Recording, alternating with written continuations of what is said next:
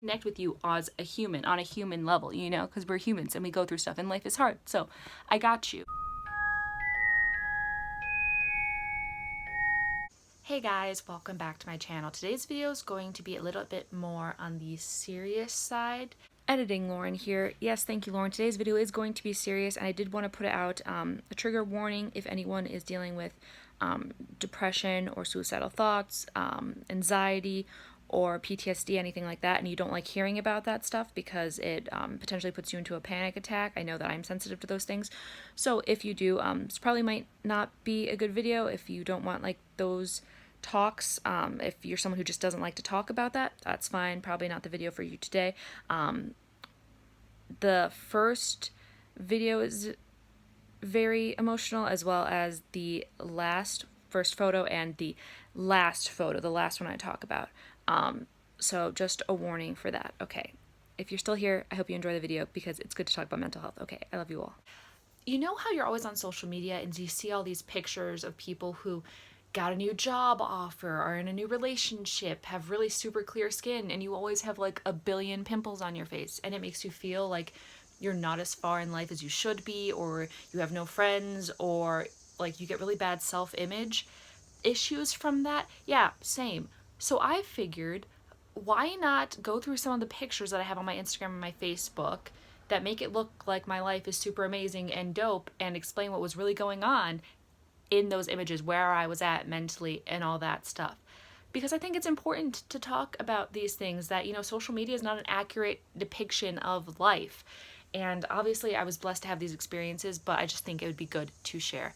Before we get started, be sure to subscribe because I put out new videos every single week and it helps me a whole bunch. Now, let's get to the action. Feels really weird doing finger guns when I'm about to talk about mental health issues, but it's a habit.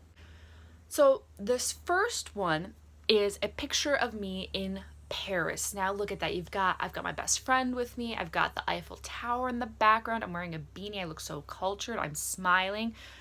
First thing we need to talk about is a smile means nothing. You can be smiling and literally dead on the inside. But, okay, now we're going to the serious part. In this image, this day was the second worst day of my life. I was in Paris for a study trip through college. I was supposed to be there for 2 weeks. I left after 2 days because I had such bad anxiety and I was so anxious about everything that I was not eating, I was not sleeping, I was barely drinking anything, and it got so bad that where I had to leave after 2 days. And I do have a general anxiety disorder. It was kind of made worse by being there at that trip, and I had to call up the airline in the middle of the night, arrange an airline out, take a train back with my professor. And so not only was it so bad, you know, and even on the plane trip, I refused to eat or drink anything on the plane trip because I wanted to be so tired that my anxiety was pegged down more. And the whole trip I was like just singing in my head. I had a mask over my face and all this stuff to try to not stress out about the plane ride, because I was so anxious about the plane ride, let alone the Paris trip, and just kind of tune it all out. And I was so stressed that I had like stress sweat smell. I smelled like cattle. It was so bad. And in combination with the Paris trip and the plane ride, I was so anxious that I had to start going to therapy. I was already on medication at that point. I had to start going to therapy because I started having suicidal thoughts, depression, PTSD. Obviously my anxiety got worse. And a bunch of stuff that came from that. So obviously not every person who goes to Paris is going to feel that way, but that's a little backstory from that picture. I know, we're starting off hot. This next one is a classic, I was supposed to, and then I did that, but whatever. It's a classic Instagram picture where you've got the flowing hair, the great golden hour light, a cute dress, and you're thinking, oh my gosh, that person is so fashionable. They're living their best life. They're by the water.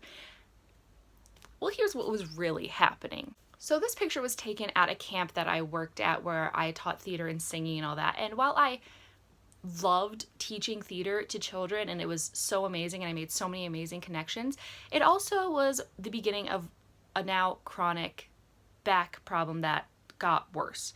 So basically, I was born with a bunch of back problems and bones, musculoskeletal issues, and I didn't know this. I just assumed that everyone's back was this bad until I was at this camp moving luggage. I sprained my lumbar, was on bed rest for a long time. Turns out it made my back worse than it even was, and I had to leave early and be on bed rest for even more, and I've had to do it like multiple times since then. My back is a whole mess now. And yeah, on the bright side though, it led me to getting x-rays and a bunch of like MRI stuff done and going to physical therapy and chiropractors and doctors to figure out this and hopefully strengthen it with time. But yeah, that's what was going on. And now I found out that it's a whole thing I was just born with. And it's led to the fact that now I can't work a normal job because it's just gotten worse with time because we didn't know I had it, so we couldn't work to strengthen it because I just thought pain was normal, emotional and physical, but we'll get to that later.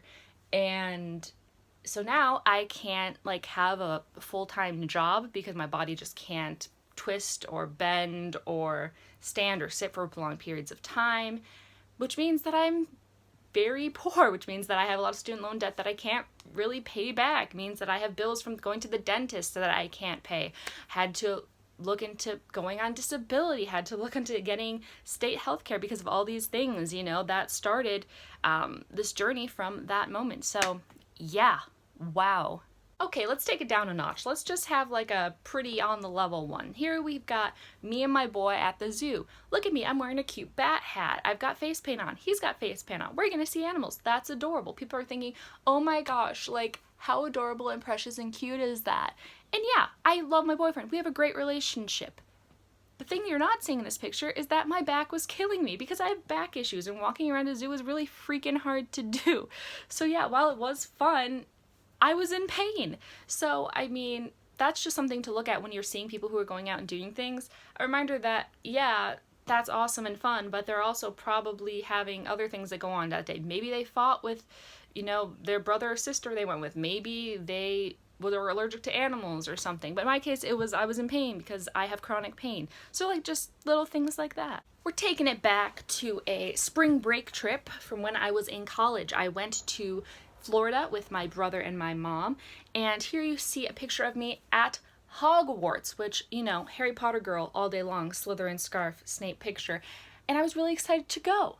But again, with my anxiety disorder, I was really anxious, so even though it was quite warm out, I'm wearing a jacket to make myself feel more constricted. I have a hat on to make me feel like there's a ceiling above me so I don't get overwhelmed with the openness, because outside I get very uncomfortable depending on where I'm at. And you don't see that I had to leave early while my brother and mom stayed because I just got so anxious I started having a panic attack in the middle of Hogsmeade and had to leave after 6 hours when they wanted to stay. So my mom had to drive me back to the hotel and come back and hang out with my brother. So not only, you know, did I feel kind of guilty for making her drive me back and all of that, I felt like I was like ruining their vacation and stuff like that. On a lighter note, you also don't see the fact that it was freaking packed that day, and there were a bunch of people there, so I couldn't really enjoy the experience because there were just a bunch of humans, and I get anxious in crowds, and with a lot of people it was claustrophobic, so I couldn't really like soak in all the details. Yeah, I know. Keeping on the Florida theme, we also went to Disney World. I'm obsessed with Disney. I'm going back this year. Very excited to go to Mickey's Not So Scary Halloween this year for the first time. And you see me and my family in front of the castle. What you don't see is that fact that me and my brother fought a lot of that time because we just don't get along. You also see that ensemble now. You can see it better that I'm wearing that jacket and the hat, even though it's really hot out because I needed that constriction. You also don't see that we waited in line for Thunder Mountain Railroad and I had a panic attack again. I had to pull out some earphones and listen to music and stomp on the ground. I'm a big tactile person when I am having a panic attack, so I need to like keep rhythm or feel connected to the ground in some way. So I'm stomping in this like hour-and-a-half line at Thunder Mountain Railroad because I got hot. I was outside. I don't do well outdoors. It makes me feel like I'm not grounded, like I'm not connected, like I'm kind of floating around.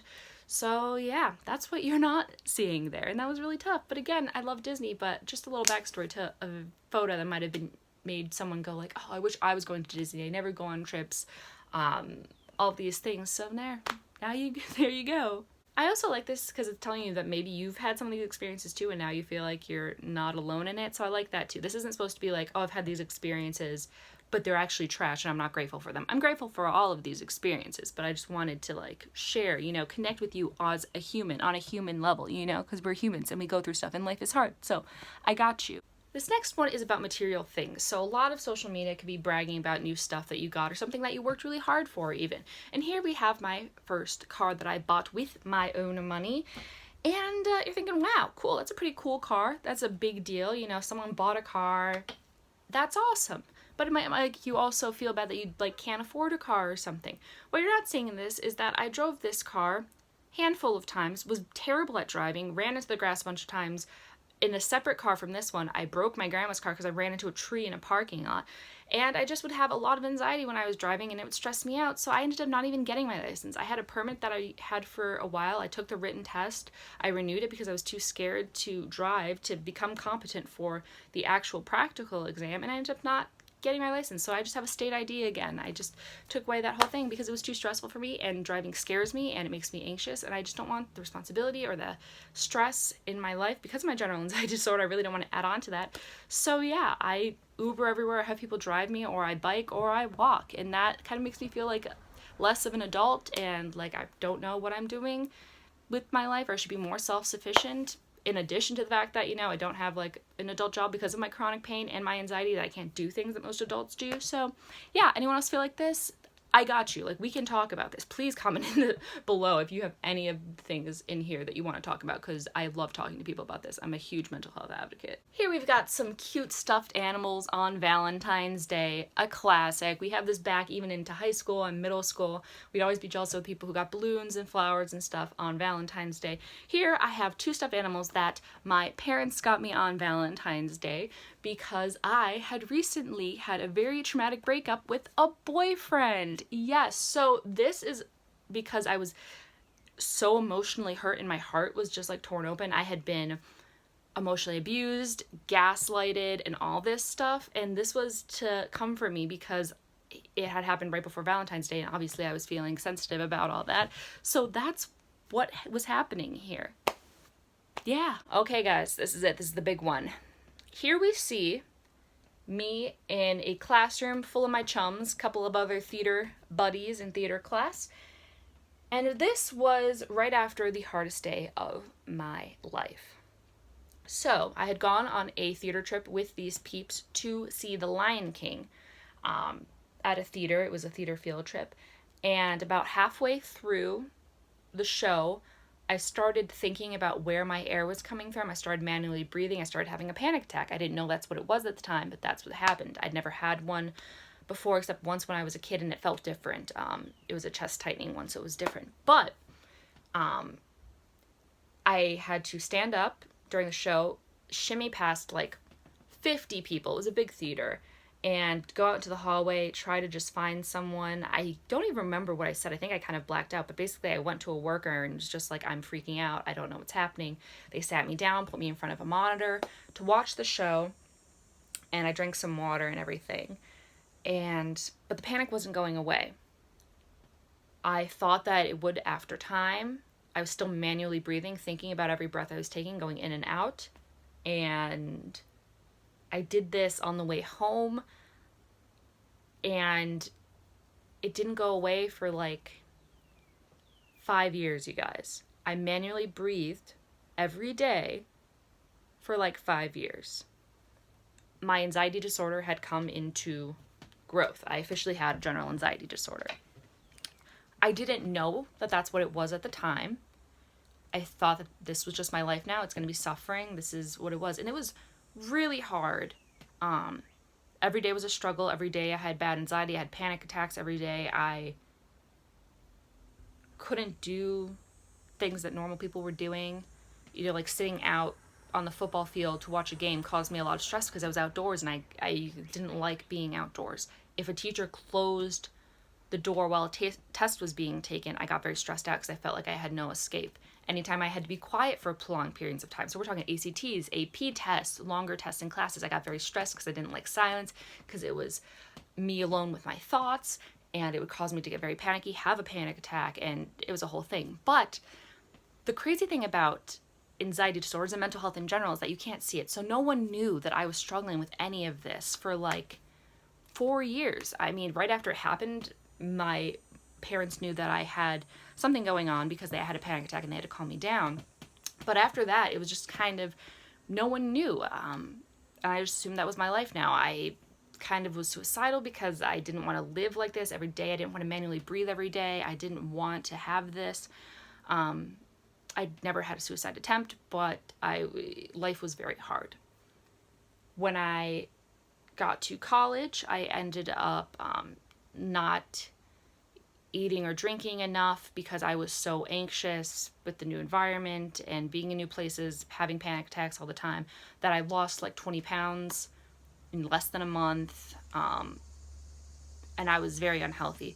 My family had to call me home, and that is when I officially was put on general anxiety medication. I had a psych test done where it was shown that I had severe anxiety, and that is when, oh wait, I'm sorry, I misspoke. I got on medication because I saw my general doctor. I didn't get put into therapy where I had the psych test done until after Paris, which I talked about earlier, and that's when I started going to therapy. And he learned is when he assessed me and found that I had severe anxiety and general anxiety disorder.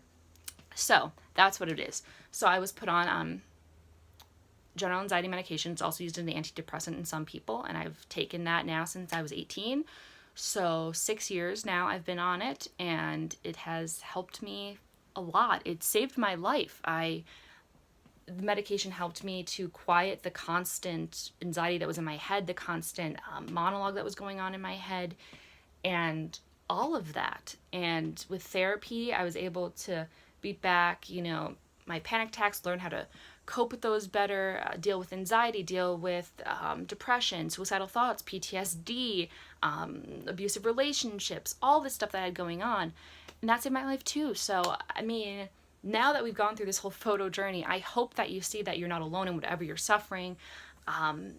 If you are struggling with any of this, please don't hesitate to reach out to me. Talk to me about what you're feeling, because I don't want you to feel alone at all. I love talking about this stuff, helping people, just erasing the stigma, because we're all humans. We're all just doing our best here. And that's it for today's video. I hope you enjoyed it. I really liked sharing this with you guys. I hope that it helped. And be sure to subscribe, because I put out new videos every single week and it helps me a whole bunch. Subscribe.